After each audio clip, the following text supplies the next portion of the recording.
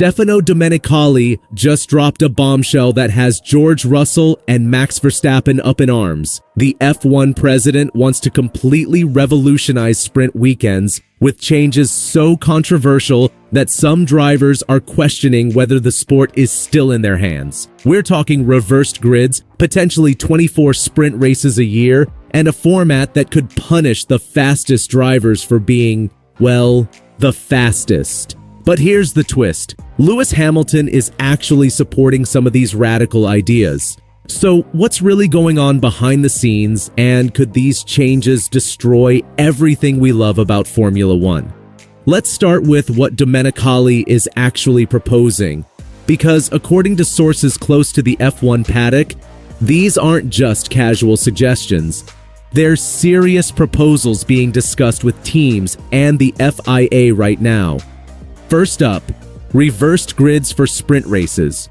Picture this. Lando Norris qualifies on pole for a sprint, but instead of starting P1, he's thrown to the back at P10. Meanwhile, whoever qualified 10th gets to start from pole position. It's exactly what Formula 2 and Formula 3 do, and Domenicali wants to bring it to the pinnacle of motorsport. But that's just the beginning. The F1 president is also pushing to dramatically increase the number of sprint weekends from the current 6 to potentially every single race weekend. In one interview, he even suggested he doesn't see why there couldn't be 24 sprint race events in a year, essentially turning every weekend into a sprint format. The timing of these proposals is crucial. We currently have 6 sprint venues, but promoters are demanding more entertainment value for their investment. As Domenicali put it in a recent Race F1 podcast, the goal is to have something to fight for on the track that could be seen as relevant for people, for the media to talk about.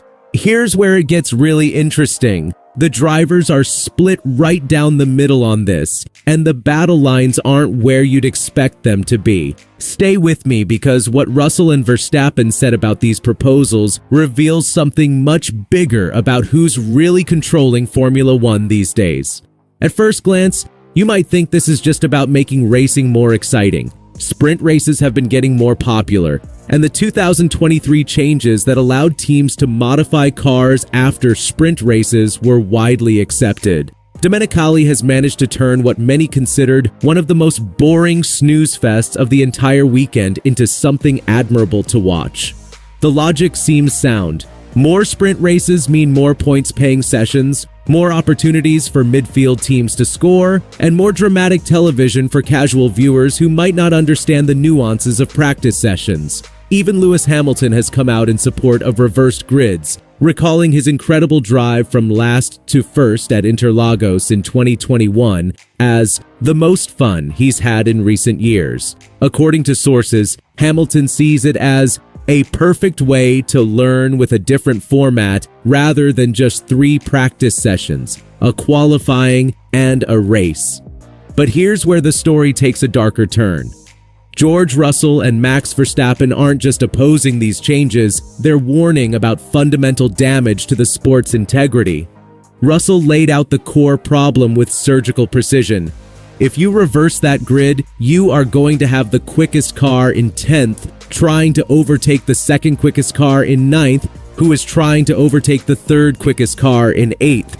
So each car is trying to overtake their most direct competitor. What you'll probably find is that it'll just be a DRS train. Think about what Russell is describing here. Instead of rewarding speed and skill, we'd be watching the fastest cars stuck in a traffic jam of their own making.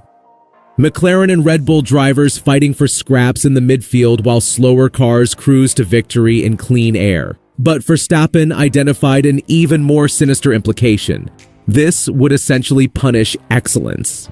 As he sees it, reversed grids are a punishment for being the fastest when it matters the most. The very thing that makes Formula One the pinnacle of motorsport, rewarding the fastest lap times and best performance, gets turned on its head.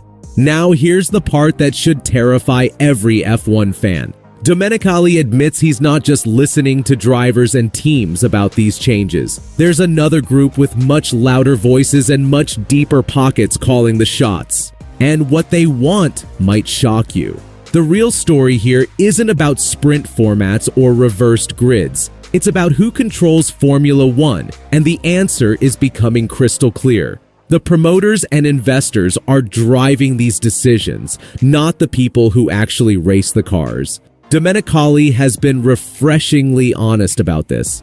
When discussing more sprint races, he specifically mentioned it's what I see as a request from the promoter who wants to have it. The promoters don't want to change Saturdays and Sundays. They want to change Fridays to extract more entertainment value from race weekends. But here's the most revealing part. These same promoters are ready to invest heavily in sprint races while letting traditional circuits like Spa-Francorchamps potentially disappear from the calendar. They're business people who see F1 purely as entertainment, not motorsport heritage. As one source put it, some of them have little to no knowledge of racing, and they're not paying respect where respect is due to traditional races. We're seeing the expansion of the sport create massive problems for drivers too. They're already facing a record-breaking 24 races this year, with more circuits like Madrid potentially joining the calendar. The pattern is clear. New venues want sprint races to justify their investment and draw bigger audiences. Traditional racing circuits that built F1's legacy, they're expendable if they can't provide the same spectacle value. This shift toward entertainment over sport could fundamentally change what Formula One represents. We're already seeing drivers express concern about having little to no say in the decision-making process, which should be crucially in their hands. Consider what happens if these changes go through. Sprint races every weekend means teams need to manage twice as many points-paying sessions, completely altering championship dynamics. Drivers would need to take risks in situations where they previously could be strategic. More critically, reversed grids could create a perverse incentive structure. If you know finishing lower in sprint qualifying puts you at the front for the sprint race, why push for pole position? The integrity of qualifying itself could be compromised. The calendar expansion compounds these problems. With potentially more than 24 races and sprint weekends at each, we're looking at driver fatigue, increased costs for teams, and a season that never really ends. Some drivers might genuinely consider early retirement rather than adapt to this new reality.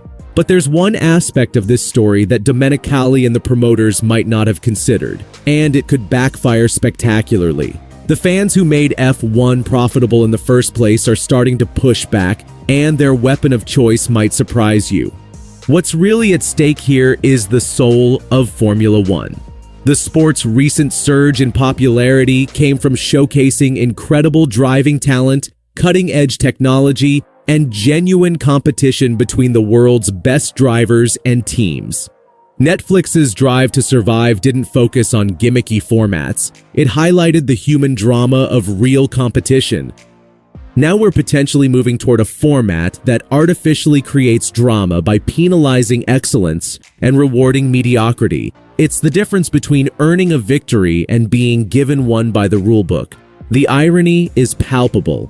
F1 spent decades building its reputation as the ultimate test of driver and machine. Now, just as the sport reaches unprecedented global popularity, the people controlling it want to fundamentally change what made it special in the first place.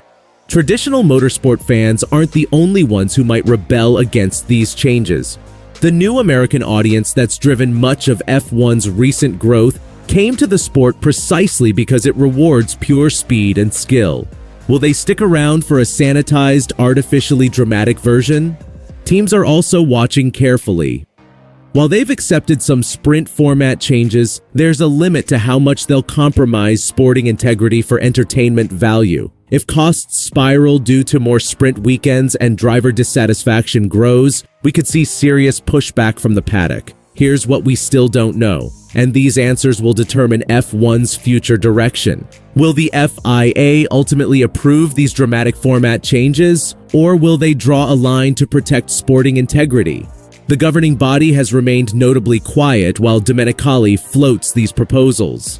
How will teams react if reversed grids and expanded sprint calendars become mandatory?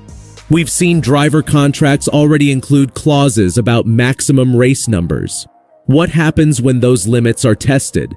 Most importantly, can Formula One maintain its authenticity while chasing maximum entertainment value?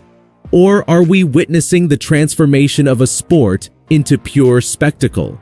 The next few months will be crucial.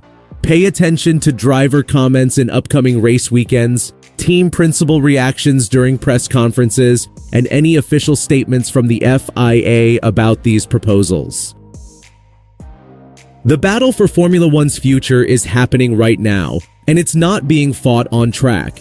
It's being fought in boardrooms between promoters who want maximum drama and drivers who want authentic racing. What do you think? Are reversed grids and more sprint races the evolution F1 needs, or would they destroy what makes the sport special? And more importantly, who should have the final say, the people paying the bills or the people risking their lives at 300 kilometers per hour? Let me know your thoughts in the comments, and if you want to stay updated on this developing story, make sure to subscribe and hit the notification bell. This isn't over, and the decisions made in the coming months will shape Formula One for generations to come.